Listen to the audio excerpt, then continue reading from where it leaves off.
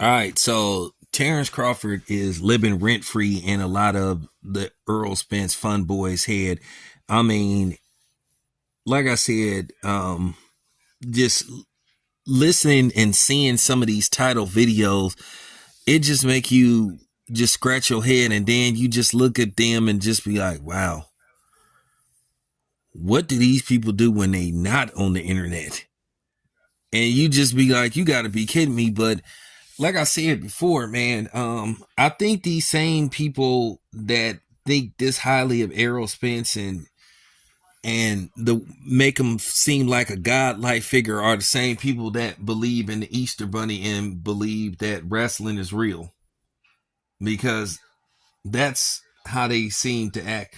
And a lot of them are rejoicing the fact that Bomac is incarcerated, you know, in the UK. And like I said before, hopefully we hear from the actual Bomac, pretty soon, as early as October 9th, because we would like to know what happened with Bomac and the situation. And then, like I said, for people gloating like Barber Bitch Conversation and a few other people, but now you got people trying to form something like Voltron and the Justice League on Terence Crawford, where they're saying he should unite and, spar with, Boots to get him prepared for, the rematch. And the thing is, Terence Crawford will be ready if there is a rematch. What you guys don't know is, what you guys don't know is, according to that contract, and due to the fact that Errol Spence was late activating his rematch clause, so technically Terence Crawford doesn't have to honor it. And see, a lot of people don't want to hear that side of the story, because I could make a whole video saying that Terence Crawford doesn't have to honor that contract, because Errol Spence, according to reports, he didn't activate it till like August the 30th, and he technically was supposed to have activated it by the 28th. So he didn't activate it for 2 whole days. But at the end of the day, Terence Crawford is going to do him a solid and fight him. But if Terence Crawford said, I ain't going to fight you and all this kind of stuff, the Errol Spence butt boys will come on here making videos saying that Terence Crawford is scared. But keep in mind, they've been saying Terence Crawford was scared for the last 4.5 years until the fight actually got made. Then they started getting excuses together, and we all knew they were going to do this when the results happened, that they kind of knew deep down inside was going to happen, in which Terence Crawford was going to put a whooping on Errol Spence. So now all of a sudden this thing with Bomac happening, you got people, sitting up going, yeah, behind the scenes. And like I said before, Terence Crawford doesn't have to fight Errol Spence in December. Terence Crawford could push the fight back. At the end of the day, these Errol Spence butt boys have to understand that Terence Crawford is the A side now.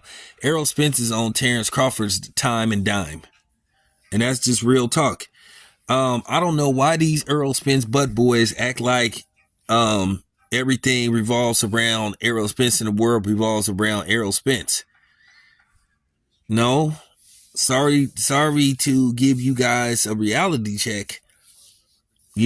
Hopefully you can cash it. But, at the end of the day, Terence Crawford owes Errol Spence nothing. He owes the fans nothing. Because at the end of the day, him and Al Heyman made us wait far too long for this fight to happen. And at the end of the day, Errol Spence, basically, he really didn't have a choice but to make this fight. Just like now, you're going to start to see possibly more crossover matches with the PBC and other promotional companies, because basically they don't have another option outside of Showtime. And then from what people been telling me, they don't even have an upcoming schedule as far as regular programming goes.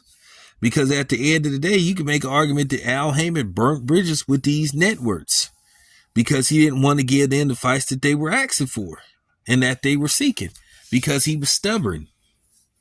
So, with that being said,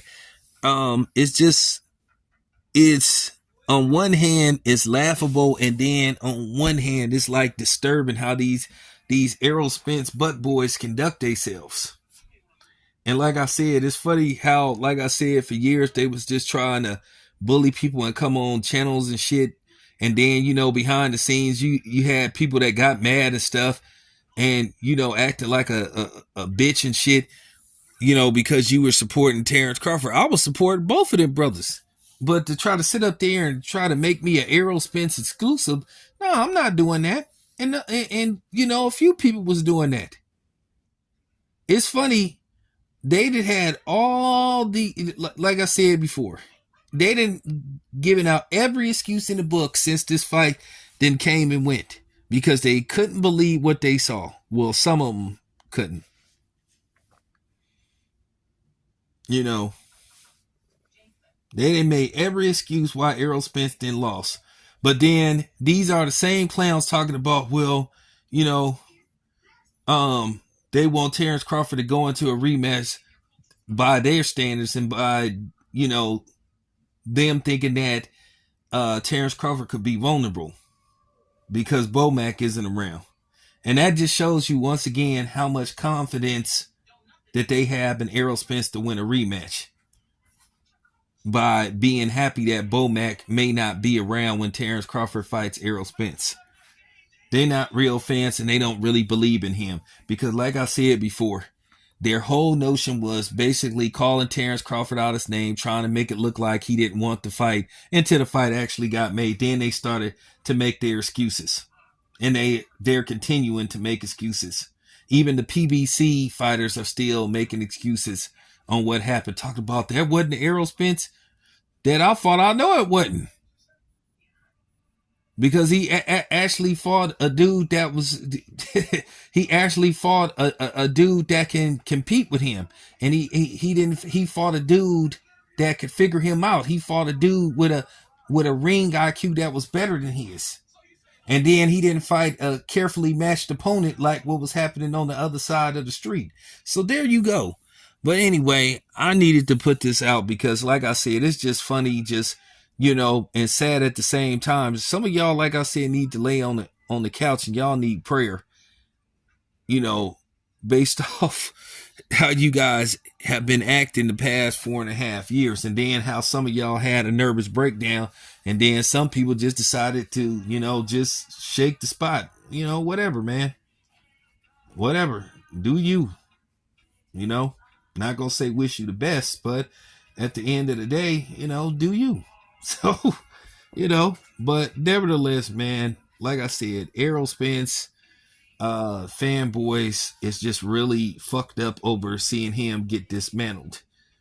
And like I said before, Terence Crawford is just living rent free in their heads. Anyway, this your boy Town. I'm out.